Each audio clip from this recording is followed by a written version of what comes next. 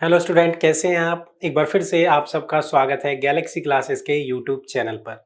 मैं Rahul Kumar, general awareness faculty, एक बार फिर से आप सबका स्वागत करता हूं SSC selection post previous year questions के इस सेशन में। आज हम जो डिस्कस करने वाले हैं वो थर्ड शिफ्ट डिस्कस करेंगे और 9 फरवरी का ये पेपर है। 9 फरवरी 2022 में ये एग्जाम कंडक्ट कराया गया था और यहाँ पर हम आज बात करने वाले हैं ग्रेजुएशन लेवल के पेपर की। लास्ट क्लास में हमने जो डिस्कस किया था वो हायर सेकेंडरी लेवल को डिस्कस किया था और उससे पहले हमने एमटीएस या कह सकते हैं 10th level matriculation based paper को डिस्कस किया था। यानी इसे हम 3 फेज में देख रहे हैं, जिसमें हम बात करेंगे एक सबसे पहला फेज जिसमें मैट्रिकुलेशन के पेपर की बात की जाएगी जो 10th बेसिस होगा। दूसरा अगर हम बात करें हायर सेकेंडरी की जो 12th बेसिस होगा। आज हम डिस्कस करने वाले हैं ग्रेजुएशन लेवल पेपर की, जो कि बेसिकली ग्रेजुएशन बेस्ड पे होगा। और यहां पर हम आज डिस्कस करेंगे शिफ्ट 3। 9 फरवरी का ये शिफ्ट 3 होगा। फटाफट से कमेंट सेक्शन में आ जाइए, अपनी विजिबिलिटी दिखाइए। सभी को गुड आफ्टरनून, सभी को नमस्कार, जय हिंद। हम करेंगे सेशन को स्टार्ट और देखेंगे आज के सेशन का सबसे पहला क्वेश्चन। तो आइए देखते हैं सबसे पहला क्वेश्चन, और इस पहले क्वेश्चन में क्या पूछा गया था इसको समझने की कोशिश करते हैं। सबसे पहले क्वेश्चन में यहां पूछा गया है आईने अकबरी डैश पुस्तकों का संकलन है। कितने पुस्तकों को मिलाकर क्या बनता है आईने अकबरी, यानी कितनी पुस्तकों का संकलन। द आईने Akbari is made up of how many books. कितने बुक्स को मिलाकर आईने अकबरी बनता है। सबसे पहले अगर मैं यहाँ पे ये कहूँ कि ये जो आईने अकबरी है ये पुस्तक किसके द्वारा लिखी गई है, ये समझना। तो यहाँ ध्यान रखना, आईने अकबरी ये पुस्तक किसके द्वारा लिखी गई है, सबसे पहले हमें ये समझना है। ठीक है, तो एक बार इसको समझते हैं।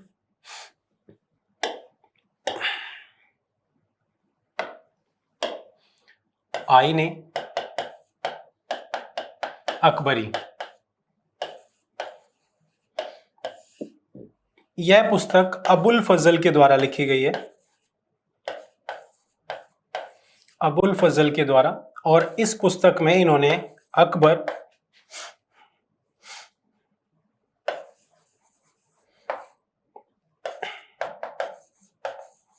एम्पायर के बारे में बताया है, अकबर साम्राज्य के बारे में बताया है। और ये बेसिकली कितनी, तो 5 पुस्तकों का संकलन है। ये कितनी पुस्तकों का संकलन है, तो 5 पुस्तकों का संकलन है। तो फर्स्ट क्वेश्चन यानी पहले क्वेश्चन का आंसर क्या हो जाएगा, ऑप्शन ए यानी कि 5। ऑप्शन ए यानी कि 5। तो फटाफट से पहले क्वेश्चन का आंसर आप लिख लीजिएगा ऑप्शन ए। भाई आप में से जिसने भी पहला ऑप्शन चूज किया है उसका आंसर बिल्कुल करेक्ट है, उसका आंसर बिल्कुल सही है। तो ये था पहला क्वेश्चन और उससे जुड़े हुए इंपॉर्टेंट फैक्ट। अब हम डिस्कस करेंगे हमारे दूसरे क्वेश्चन को और उससे जुड़े हुए इंपॉर्टेंट फैक्ट। ग्रेजुएशन लेवल के इस सेशन में हम आज दूसरे क्वेश्चंस को देखने वाले हैं। पूछा गया है इस दूसरे क्वेश्चन में, निम्नलिखित में से कौन सा राज्य म्यांमार के साथ अपनी सीमा साझा नहीं करता।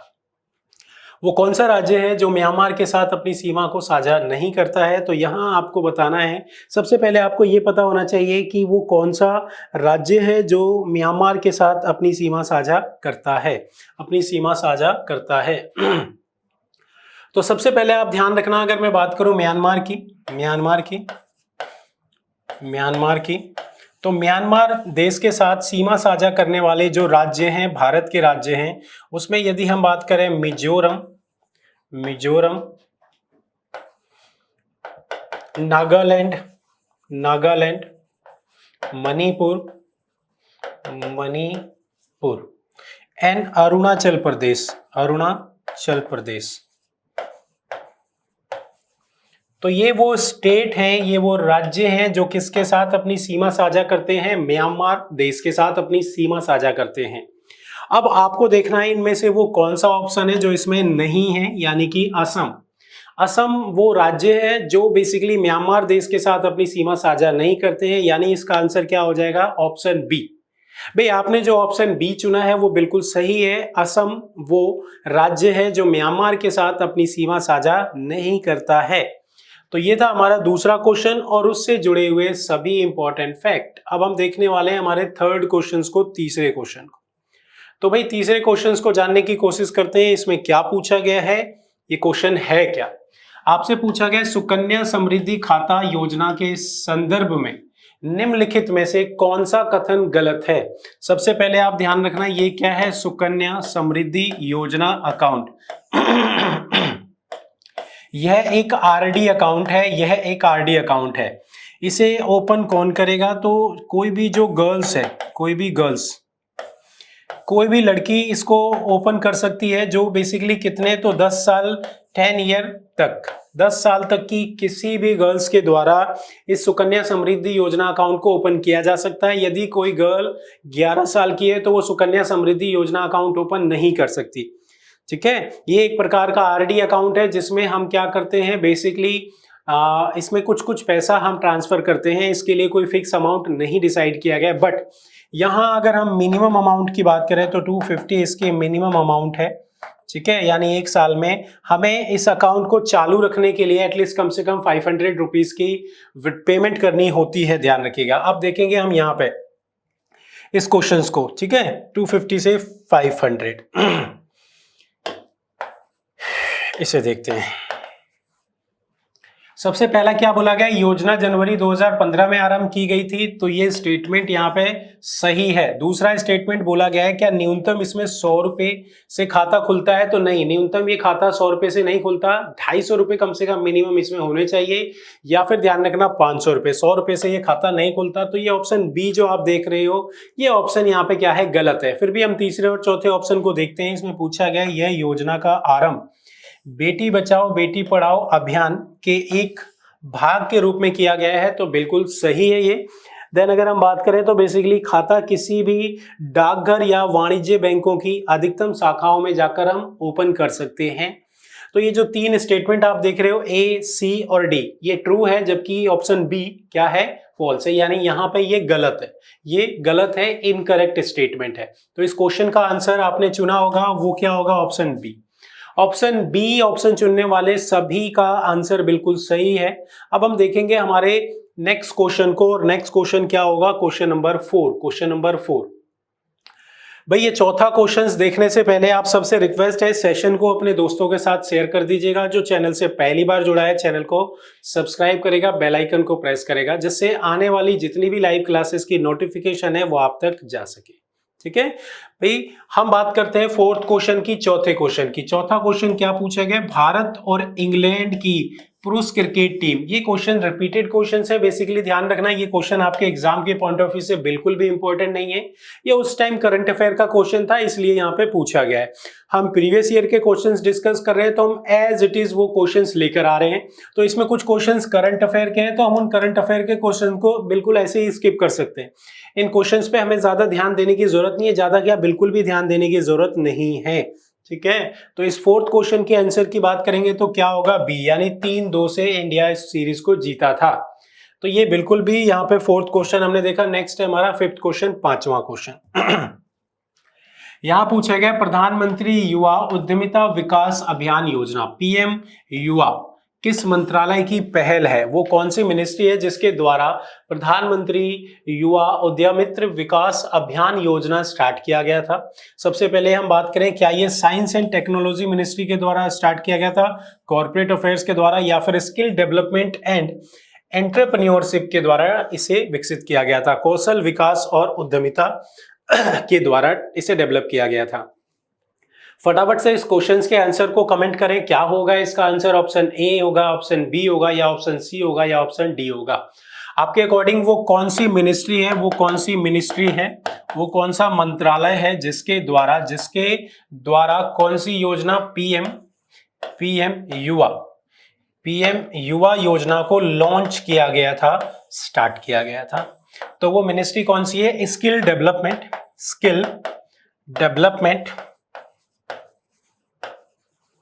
एंड एंटरप्रेन्योरशिप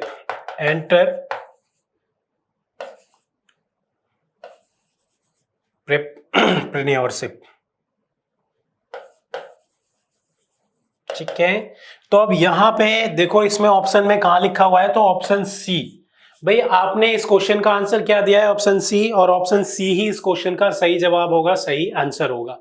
तो भाई ये क्वेश्चन हमारा हो जाता है पांचवा क्वेश्चन, और अब हम बढ़ेंगे अगले क्वेश्चन की ओर, वो है हमारा सिक्स्थ क्वेश्चन, छठा question.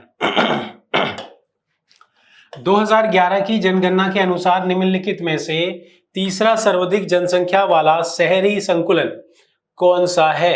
According to the census of 2011, which of the following is the third most populated urban, ये सिटीज की बात की जाए, यानी अर्बन सिटीज की बात की जाए, अर्बन शहरों की बात की जाए, उसमें आपसे पूछा गया है थर्ड मोस्ट पॉपुलेटेड शहर, सबसे ज्यादा अगर हम आबादी की बात करें तो वो कहाँ किस शहर में है, वो कौन सा शहर है इसमें जिसमें सबसे ज्यादा आबादी वाला शहर है?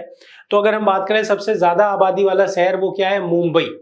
जबकि उससे कम की बात की जाए तो दिल्ली, और उससे कम की बात की जाए तो कोलकाता। यहाँ पे थर्ड यानी तीसरे नंबर के शहर की बात कर रहा है, वो थर्ड यानी तीसरे नंबर की बात कर रहा है। तो ध्यान रखना, अगर हम पॉपुलेशन वाइज देखें तो सबसे ज्यादा पॉपुलेशन मुंबई में, दूसरे नंबर पे आता है दिल्ली, जबकि तीसरे नंबर पे आता है कोलकाता। तो इस क्वेश्चन का सही जवाब होगा कोलकाता। इस क्वेश्चन का सही जवाब होगा ऑप्शन बी यानी कि कोलकाता।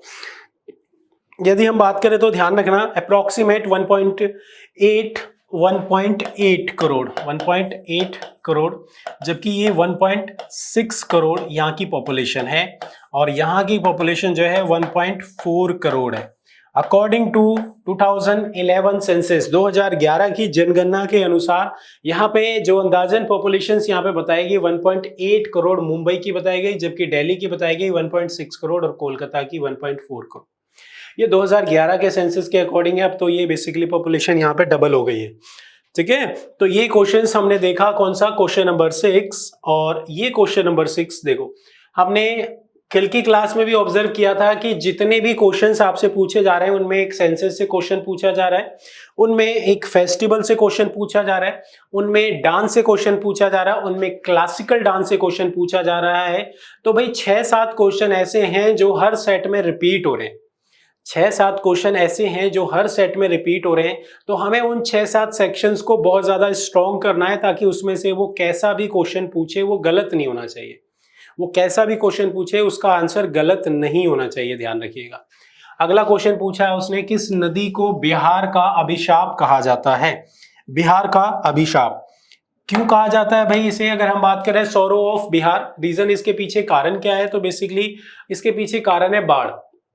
जिस नदी के कारण बाढ़ आती है और बाढ़ आने की वजह से ध्यान रखना वहां पे जो खेती है, घर गृहस्थी है, वो बर्बाद हो जाती है। इसी वजह से इसे बिहार का अभिशाप बोला जाता है। और वो कौन सी नदी है? तो पहला ऑप्शन है कोशी, दूसरा ऑप्शन है पुनपुन, तीसरा सोन, जबकि चौथा है दामोदर रिवर। इन चारों नदियों में से वो कौन सी रिवर है जिसे हम सौरो ऑफ बिहार के नाम से डिफाइन करते हैं?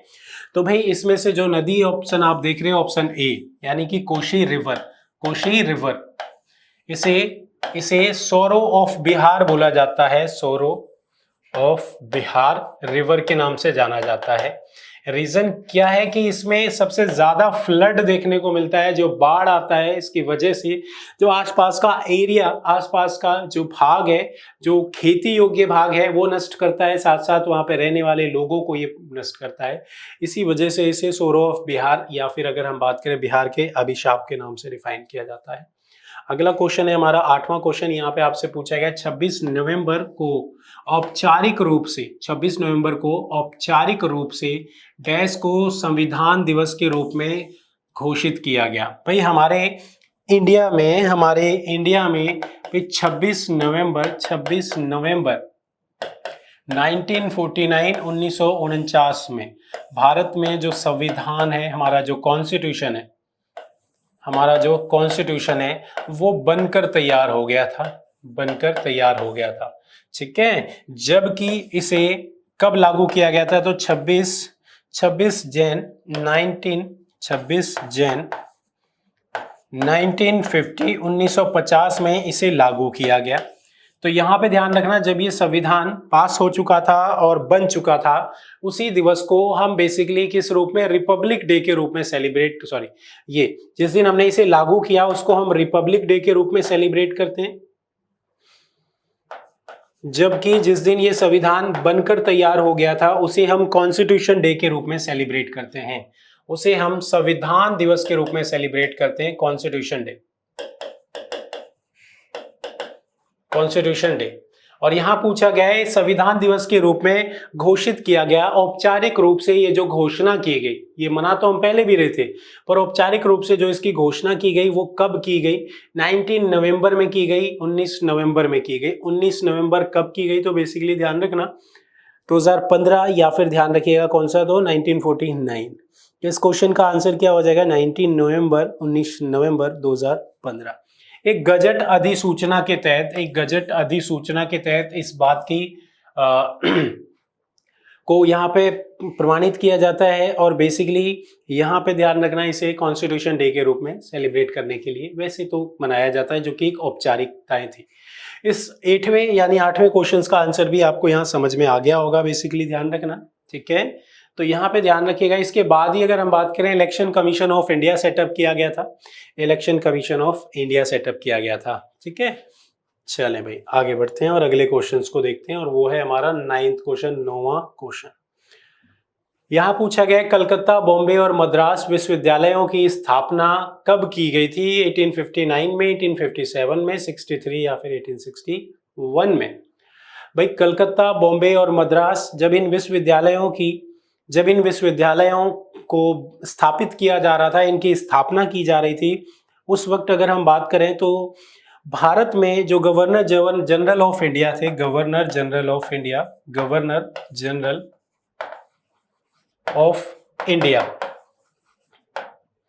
ये कौन थे? तो ये थे लॉर्ड कैनिंग।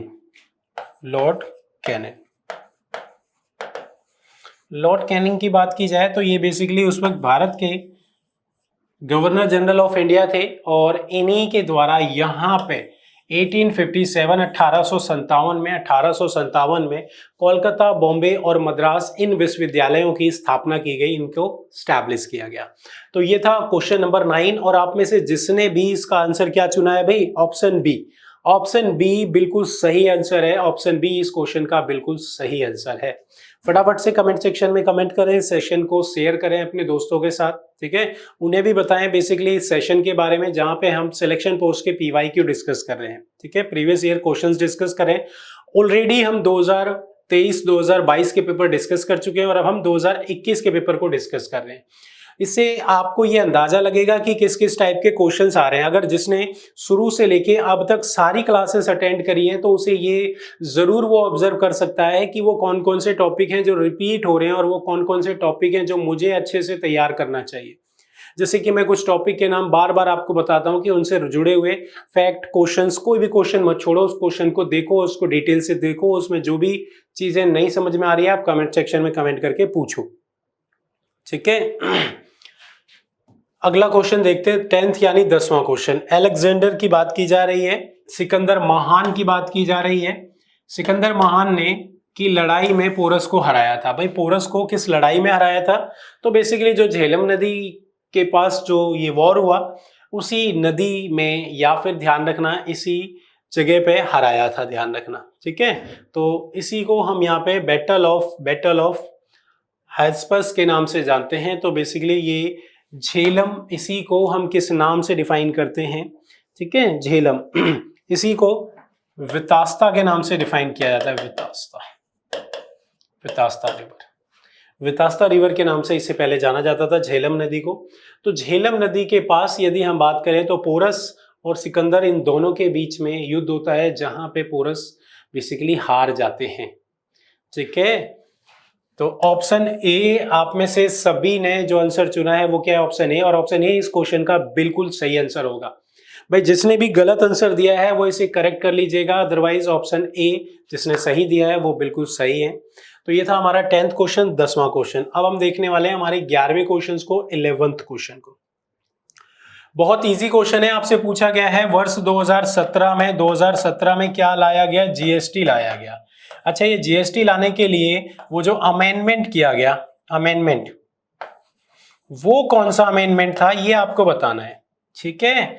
तो 101वां अमेंडमेंट, 101वां अमेंडमेंट 101 है ना। ये जो अमेंडमेंट किया गया था वो किसके लिए किया गया था? जीएसटी के लिए किया गया था, जीएसटी के लिए किया गया था, ठीक है। तो इसका आंसर बहुत इजी है, बहुत आसानी से आप दे सकते हो, ऑप्शन बी। यदि मैं 103 अमेंडमेंट की बात करूं तो ये जो 103 अमेंडमेंट है, मैं हटा देता हूं पहले, नहीं तो कहीं से आंसर मत समझ लेना आप लोग।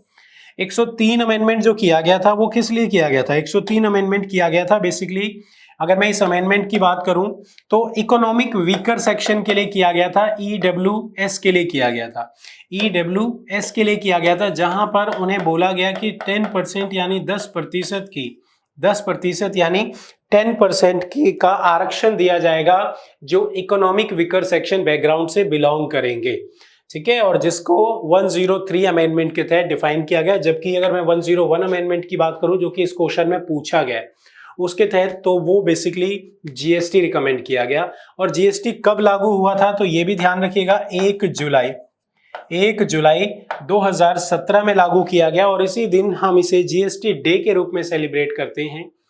भारत जीएसटी लागू करने वाला 161वां देश है। हमसे पहले 160 देश जीएसटी लागू कर चुके हैं। हमसे पहले, भारत से पहले 160 देश जीएसटी ऑलरेडी लागू कर चुके हैं, ध्यान रखना। तो भारत 161वां देश है। भारत का जो जीएसटी मॉडल है वो कनाडा मॉडल के ऊपर डिपेंडेंट है या फिर कैनेडियन मॉडल पर आधारित है। पहला देश जिसने जीएसटी लागू किया वो था फ्रांस, उसने 1954 में लागू कर दिया, जबकि इंडिया तक वो चीज आते आते क्या हो गया तो 2017 हो गया। विजय केलकर कमेटी है जिसने जीएसटी रिकमेंड किया था। कौन सी कमेटी? विजय केलकर कमेटी।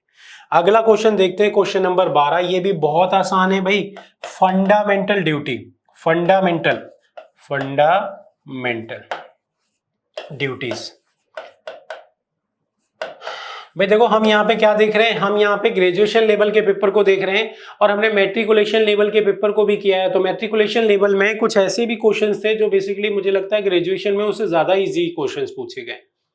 तो फंडामेंटल ड्यूटीज की बात की गई, तो ये जो फंडामेंटल ड्यूटीज है ये किस आर्टिकल्स के अंतर्गत डिफाइन किया गया है? वो कौन सा भारत का संविधान है जिसमें मौलिक कर्तव्यों को डिफाइन किया गया है, मौलिक कर्तव्यों को डिफाइन किया गया है, ठीक है। तो यदि हम बात करें इसकी भाग 4A की बात करेंगे, फंडामेंटल ड्यूटीज कितनी है? तो 11 फंडामेंटल ड्यूटीज हैं टोटल। किस देश से इसे अडॉप्ट किया गया? तो यूएसएसआर से इसे अडॉप्ट किया गया है। फंडामेंटल ड्यूटीज कितनी है? तो टोटल 11 है, जिसमें से 10 फंडामेंटल ड्यूटीज जो है वो कब? 1976 में 1976 में 10 फंडामेंटल ड्यूटीज को एड ऑन किया गया था, जबकि 2002 में, ठीक है, ये 42वें अमेंडमेंट के साथ किया गया था और ये 86वें 86 अमेंडमेंट के साथ यहाँ पे एक और इसमें बेसिकली फंडामेंटल ड्यूटी को एड ऑन किया गया और टोटल बने कितने? 11। आज मौजूदा समय में 11 फंडामेंटल ड्यूटीज है। ये है 12वां क्वेश्चन और 12वें क्वेश्चन से जुड़े हुए फैक्ट। इन फैक्ट्स को भी जरूर लिख लिया करो क्योंकि ये बहुत इंपॉर्टेंट है। एक क्वेश्चन से 5 क्वेश्चन बनते हैं, एक क्वेश्चन से 5 क्वेश्चन बनते हैं, ध्यान रखिएगा। जरूरी थोड़ी है भाई आपके एग्जाम में वो ऐसे एज इट इज क्वेश्चन थोड़ी चेपेगा भाई, ऐसे एज इट इज क्वेश्चन नहीं पूछेगा वो। ये कोई आप 5th क्लास का पेपर या फिर 4th क्लास का पेपर थोड़ी दे रहे हो, इसमें कुछ तो पैटर्न चेंज करेगा, थोड़ा बहुत चेंज करेगा। अगर आपने इस क्वेश्चन को समझा हुआ है, अगर आपने इस क्वेश्चन को समझा हुआ है तो इससे वो कहीं से भी क्वेश्चन पूछ ले, कैसे भी पूछ ले, घुमा के पूछ ले या कुछ भी बना के पूछ ले, आप उस क्वेश्चन का आंसर इजीली कर दोगे, ठीक है। बट आपको कोशिश करनी है चीजों को समझने की, रटने की कोशिश मत करना। फटाफट से नेक्स्ट क्वेश्चन देखेंगे, 13 क्वेश्चन, 13वां क्वेश्चन 13 क्वेश्चन। भाई आपसे पूछा गया जम्मू और कश्मीर का एक प्रसिद्ध नृत्य, देख लो आ गया क्वेश्चन। अभी मैंने बताया ना आपको कि हर सेट में 6-7 ऐसे टॉपिक है जिससे क्वेश्चन आ ही रहा है। अगर आप उन 7 टॉपिक को कंप्लीट कर लो, मतलब 7 क्वेश्चन कंफर्म है 7 क्वेश्चंस। और भाई अगर आप थोड़ा करंट अफेयर पढ़ लो तो फिर वो भी क्वेश्चंस जो उसमें 5-6 क्वेश्चंस आएंगे उसमें से 3 तो करोगे, तो ये 10 क्वेश्चंस तो ऐसे हो गए जो प्रीवियस ईयर के बिहाफ पे आप तैयार कर रहे हो, ठीक है। और अगर हम बात करें ओवरऑल, अगर आपने 25 क्वेश्चन में से 17, 18, 20 तक कर दिए ना, तो भाई इतने क्वेश्चन कोई कर नहीं पाता है सही जीए में। चले भाई अगला क्वेश्चन देखते हैं, 13 क्वेश्चंस की बात करते हैं, 13वें क्वेश्चंस की बात करते हैं। अब यहां पे आपसे पूछा गया है, बेसिकली इस क्वेश्चन का आंसर पूछा गया, ठीक है। इस क्वेश्चन का आंसर पूछा गया है जम्मू और कश्मीर का एक प्रसिद्ध नृत्य, जम्मू और कश्मीर का एक प्रसिद्ध नृत्य आपको बताना है बेसिकली। चले भाई तो अगर मैं बात करूं यहाँ पे इसकी थेमसा की, तो ये बेसिकली बहुत सारे कुछ नियरेस्ट स्टेट है जिनमें इसे परफॉर्म किया जाता है, जिसमें अगर मैं बात करूं ओडिशा की, आंध्र प्रदेश की, ओडिशा की, आंध्र प्रदेश की। जबकि विदेशिया की बात करें तो ये विदेशिया बिहार का फेमस डांस है, ये बेसिकली विदेशिया, ध्यान रखिएगा। कर्मा की बात की जाए तो ये झारखंड हो गया, वेस्ट बंगाल हो गया, यहां पे परफॉर्म किया जाता है। जबकि अगर मैं दमहल की बात करूं तो दमहल परफॉर्म किया जाता है JNK में, जम्मू एंड कश्मीर में। तो अब आप इस क्वेश्चन का आंसर कितनी आसानी से दे सकते हैं ये आपको भी पता है। अब अगर मान लो आपसे वो ये पूछे कि विदेशिया, देखो ये क्वेश्चन है ना भाई, अब इस क्वेश्चन से वो रिलेट करके अब आपके एग्जाम में वो क्वेश्चन पूछ रहा है कि बेसिकली जो विदेशिया है वो किस राज्य का डांस फॉर्म है। तो विदेशिया किसका? बिहार का डांस फॉर्म है, यहाँ का फोक डांस है, बेसिकली ध्यान रखना, ठीक है। तो बेसिकली इससे जुड़े हुए डांस फॉर्म वो पूछेगा कर्मा, तो कर्मा में झारखंड होगा या फिर वेस्ट बंगाल होगा, इस तरीके से वो डिफाइन करता हुआ मिलेगा आपको। अब देखो एक ही क्वेश्चन से कितने क्वेश्चंस तैयार हो रहे हैं, तो इन ऑप्शंस के ऊपर भी ध्यान देना है, वो जो इंपॉर्टेंट ऑप्शंस हैं उन ऑप्शंस को भी समझना है, उसको भी माइंड में रखना है, तभी आप अच्छा स्कोर कर पाओगे। आप ये कोशिश में रहोगे कि मैं प्रीवियस ईयर क्वेश्चंस रीड करूं और एकदम एग्जैक्ट रीड करूं और एग्जैक्ट ही आ जाए, तो एग्जैक्ट भी क्वेश्चन आते हैं, ऐसी कोई दिक्कत नहीं है, लेकिन एग्जैक्ट आने के चांसेस बहुत कम है, क्योंकि धीरे धीरे वो जो एग्जामिनर है ना वो अपने लेवल को अप करता जा रहा है, अगर आप पहले के पेपर देखोगे बहुत इजी आया करते थे, लेकिन अब थोड़ा उसमें चेंजेस लाए जा रहे हैं। रीजन क्या है इसकी वजह से? क्योंकि स्टूडेंट जो है वो काफी इजीली अटेम्प्ट कर जाते हैं, उनको इस वजह से क्वेश्चंस टफ बनाना पड़ता है उनको। अगले क्वेश्चंस पे आते हैं भाई। इसका क्वेश्चन का आंसर आप लोगों ने बिल्कुल सही दिया है, इस क्वेश्चन का आंसर बिल्कुल सही दिया है और ऑप्शन डी ही इसका सही आंसर होगा, यानी 13 क्वेश्चन का आंसर होगा ऑप्शन डी। नेक्स्ट है हमारा 14 क्वेश्चन, और इस 14वें क्वेश्चन में आपसे देखो क्या पूछा गया है। भानु डैश सूर्य भगवान की पूजा के लिए समर्पित एक उत्सव है। भानु जिसे हम क्या बोलेंगे? सप्तमी, भानु अष्टमी, भानु नवमी या भानु एकादशी। इसको कंप्लीट करना है हमें, फिल इन द ब्लैंक्स को। तो अगर हम बात करें भानु सप्तमी की, तो भानु सप्तमी सूर्य भगवान की एक स्पेशल पूजा है या सूर्य भगवान को समर्पित की जाने वाली एक पूजा है। ये बेसिकली सप्तमी से रिलेट करता है, सप्तमी दिन के में, इसी वजह से हम इसे भानु सप्तमी कहते हैं, भानु सप्तमी। ठीक है, तो इस क्वेश्चन को देख लेना। इस क्वेश्चन का आंसर क्या हो जाएगा? 14 क्वेश्चन का आंसर होगा ऑप्शन ए। 14 क्वेश्चन का आंसर होगा भाई ऑप्शन ए। 14वें क्वेश्चन का आंसर क्या हो जाएगा भाई? Option A. ठीक है, नेक्स्ट हम बात करेंगे अगले क्वेश्चन की।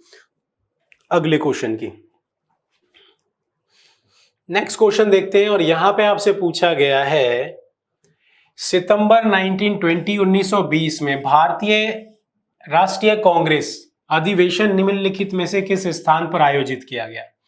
भाई आपसे पूछा गया है 1920 में इंडियन नेशनल कांग्रेस का ये जो मीटिंग हुआ वो कहां हुआ था? ये कहां हुआ था? कैलकटा में। किसके द्वारा, यानी कौन था इसका प्रेसिडेंट? तो लाला लाजपत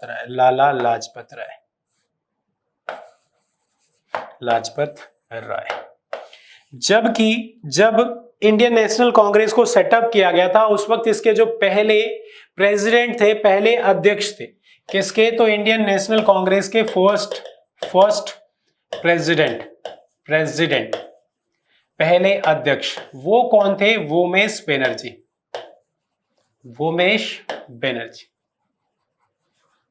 ठीक है भाई, तो ये याद रखना 1885 में इसे सेटअप किया गया था। कब सेटअप किया गया था? 1885 में, 1885 में। और पहले अध्यक्ष के रूप में, पहले प्रेसिडेंट के रूप में बनाया गया वोमेश बनर्जी को। दूसरे अध्यक्ष के रूप में बनाया गया दादा भाई नवरोजी को। ठीक है, और लाला लाजपत राय जिन्हें 1920 में, और ये अध्यक्षता कहां पे की गई? तो कैलकटा में की गई, कैलकटा में। तो क्वेश्चन का आंसर आपने जो दिया है वो बिल्कुल सही है, बस ऑप्शन सी जिसने भी चुना है उसका आंसर सही होगा। बाकी सभी के आंसर्स ध्यान रखना वो एडिट कर लीजिएगा, बाकी जो आंसर्स हैं उनको सही कर लीजिएगा। चलते हैं अगले क्वेश्चंस की ओर। अगला क्वेश्चन हमारा यहाँ पे पूछा गया है 16 क्वेश्चन, 16वां क्वेश्चन ये पूछता है निम्नलिखित में से वो कौन सा जीवाणु द्वारा होने वाला रोग है। जीवाणुओं द्वारा होने वाला रोग, बैक्टीरिया के कारण से होने वाला रोग, बैक्टीरिया के कारण से होने वाला रोग, जिसमें सबसे पहले अगर हम बात करें तो यहाँ पे ऑप्शंस आप देखो और इसके आंसर्स को कमेंट करो भाई। बैक्टीरिया के कारण होने वाला इसमें से वो कौन सा रोग है।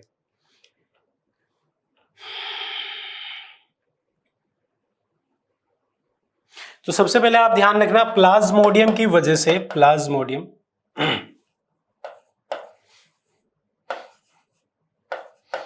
प्लाज्मोडियम की वजह से क्या या कौन सा रोग होता है प्लाज्मोडियम की वजह से, वही इसका आंसर है भाई। इजी है ना। तो क्या होता है भाई इसकी वजह से, प्लेग नहीं, अतिसार नहीं, बेसिकली अगर हम बात करें डायरिया नहीं, इसका आंसर क्या होगा, मलेरिया।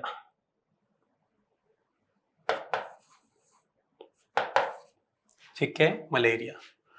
अब यहां पे अगर हम लोग बात करें तो बेसिकली जो यह परजीवी संक्रमित मच्छरों के कारण क्रिएट होता है या होने वाली बीमारी है और प्लाज्मोडियम की वजह से होता है। और मलेरिया इसी को हम बोलेंगे, ये क्या है, causes of by, it is following is not a disease causes by bacteria, bacteria के कारण ना होने वाली बीमारी। ठीक है, बाकी अगर हम बात करें तो ये तीनों जो आप देख रहे हो इसी से संबंधित है। इस क्वेश्चन के आंसर्स को क्या बोलेंगे, ऑप्शन सी। 16वें क्वेश्चन का आंसर क्या होगा, सी, और सी ही इसका करेक्ट आंसर है। फटाफट से आंसर्स बताते रहे, फटाफट से क्वेश्चंस के आंसर्स को कमेंट करते रहना है आप लोगों को भाई, रुकना नहीं है।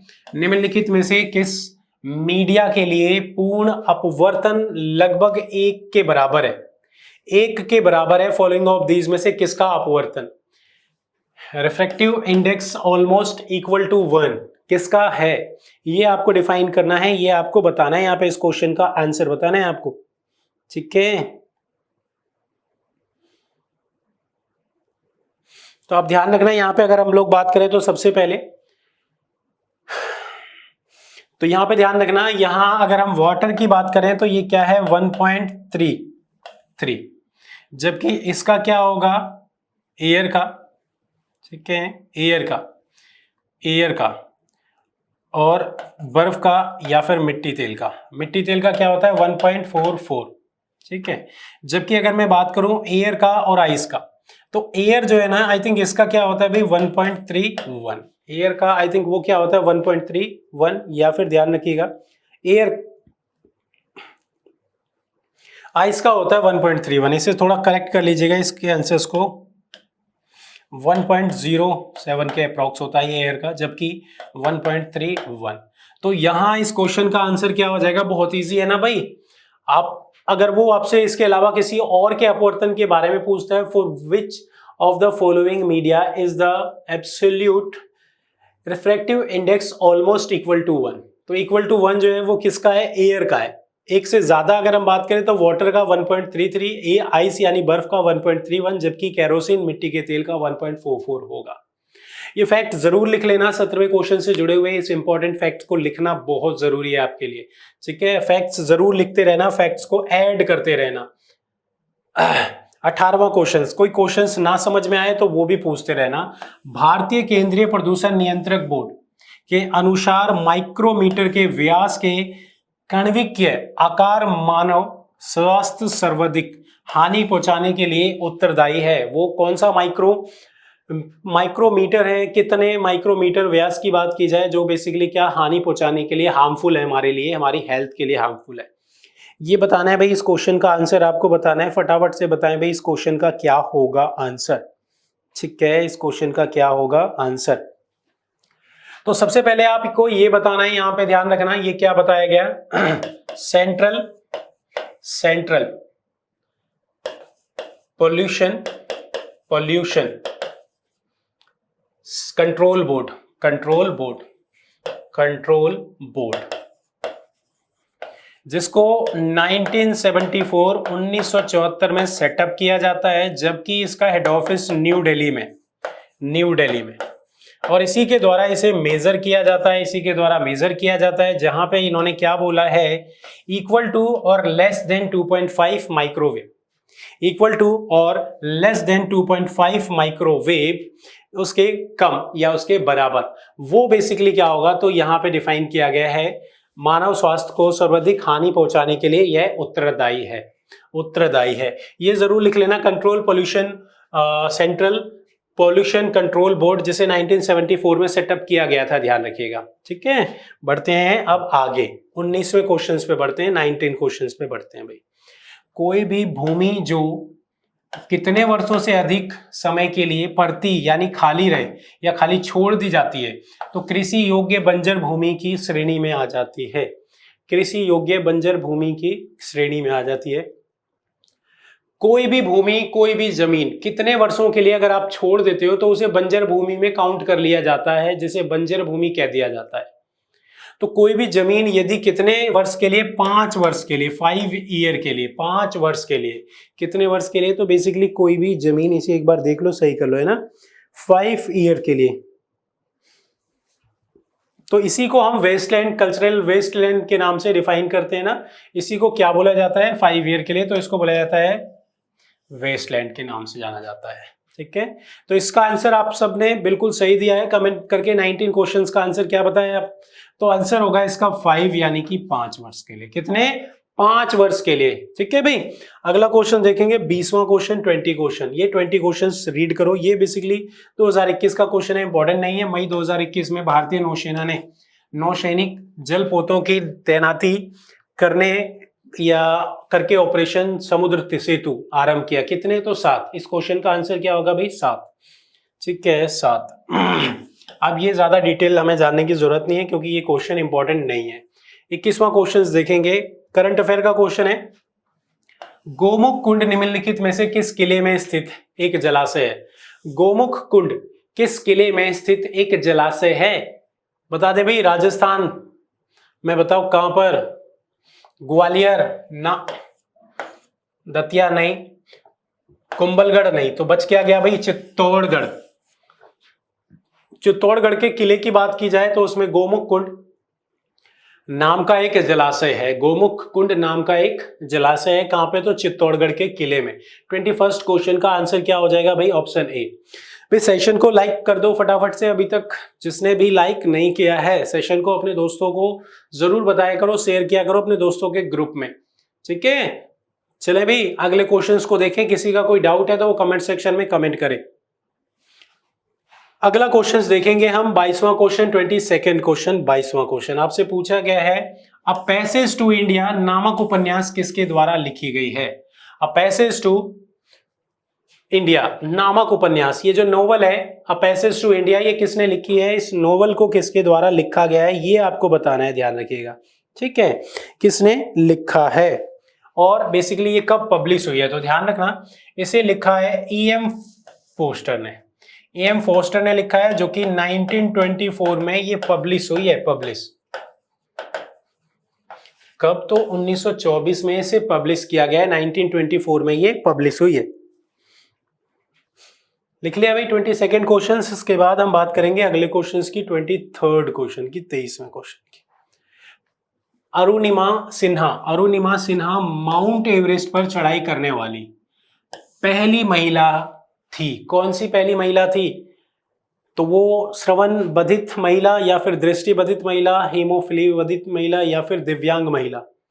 फर्स्ट यानी पहली वो दिव्यांग महिला जो माउंट एवरेस्ट पर चढ़ाई करने वाली बनी, वो कौन है? तो अरुणिमा सिन्हा। अरुणिमा सिन्हा पहली दिव्यांग महिला, पहली दिव्यांग महिला, ध्यान रखिएगा, अरुणिमा सिन्हा। लिख लो भाई, इस क्वेश्चन के आंसर्स को जरूर लिख लो, इस क्वेश्चन के आंसर्स को जरूर लिख लें। क्या होगा भाई, तो ये होगा दिव्यांग महिला, इसका आंसर हो जाएगा दिव्यांग महिला। अरुणिमा सिन्हा माउंट एवरेस्ट पर चढ़ाई करने वाली पहली दिव्यांग महिला बनी। नेक्स्ट क्वेश्चन देखेंगे हम, 24th क्वेश्चन, 24वां क्वेश्चन। भाई ये जो 24वां क्वेश्चन है, देखें इसमें क्या पूछा गया है। बिहारी पुरस्कार जो कि 1991 में आया, के द्वारा स्थापित 3 साहित्य पुरस्कारों में से एक है। 3 साहित्य पुरस्कारों में से एक है बेसिकली, जो कि बिहारी पुरस्कार आया, और ये किसके द्वारा? इन्फोसिस फाउंडेशन, के बिरला फाउंडेशन या फिर विप्रो फाउंडेशन, या अगर हम बात करें फिरोजा गोदरेज है ना।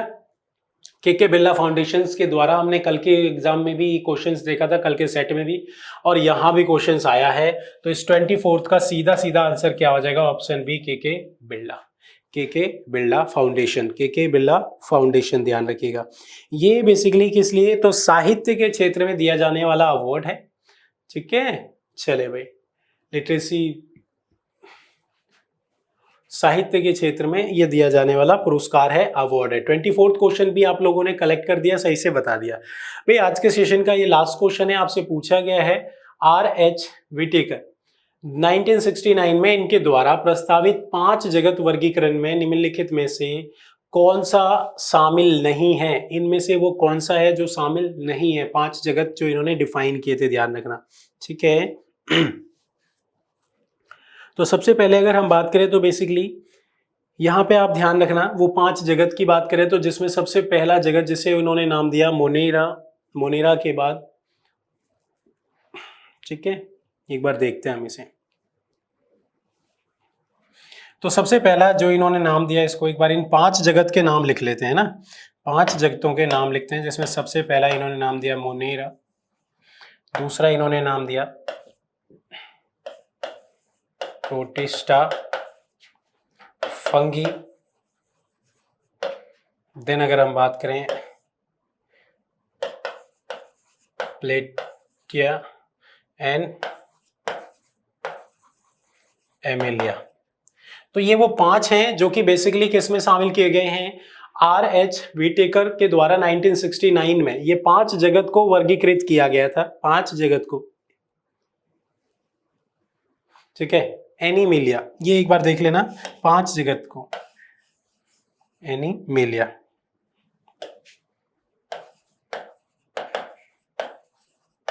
ठीक है। तो ये वो 5 जगत हैं जिसको यहाँ पे डिफाइन किया गया। तो ये क्वेश्चन था हमारा। अब इसमें से देख लो क्या है, ये भी है, ये भी है, ये भी है, तो ये नहीं है ना यूग्लिना। तो इसका आंसर क्या हो जाएगा? Option C, option C. भैया आप में से जिसने भी ऑप्शन सी वाला आंसर बताया है बिल्कुल सही बताया। तो आज के सेशन के ये जो 25 क्वेश्चंस थे वो हमने डिस्कस कर लिए। ग्रेजुएशन लेवल का ये पेपर, इनमें किसी को कोई डाउट है तो वो बिल्कुल पूछ सकता है कमेंट सेक्शन में। जाने से पहले सेशन में ये जरूर बता के जाना है सेशन आपको कैसा लगा। कल फिर मिलेंगे, यानी कि मंडे जो हमारी नेक्स्ट क्लास होगी वो होगी मंडे, और मंडे हम एक बार फिर से एक नए PYQ सेशन के साथ स्टार्ट होंगे और वहाँ पे हम डिस्कस करेंगे। बेसिकली ध्यान रखना हमारे उन 25 क्वेश्चंस को एक बार फिर से। तो सेम टाइम यानी कि 2 बजे गैलेक्सी क्लासेस के YouTube चैनल पर जुड़ना मत भूलिएगा, जहां हम डिस्कस कर रहे हैं SSC सिलेक्शन पोस्ट के जनरल अवेयरनेस के सेशन को, general awareness GA GK GS के सेशन को, जहां पे हम उन सभी 25 क्वेश्चंस को डिटेल्ड में डिस्कस कर रहे हैं जो आपके एग्जाम में ऑलरेडी पूछे जा चुके हैं। तो आज के सेशन में इतना ही। आज के सेशन में हमने जो ये 25 क्वेश्चंस पढ़े इनको रिवाइज कीजिएगा। इसमें कोई भी डाउट होगा तो आप नेक्स्ट क्लास में जरूर पूछिएगा। तो फिर हम कल फिर मिलेंगे, कल यानी कि मंडे जो नेक्स्ट क्लास होगी हमारी। आप सभी का हमारे साथ बने रहने के लिए धन्यवाद। जाने से पहले सेशन को लाइक और शेयर करके जरूर जाना है। धन्यवाद।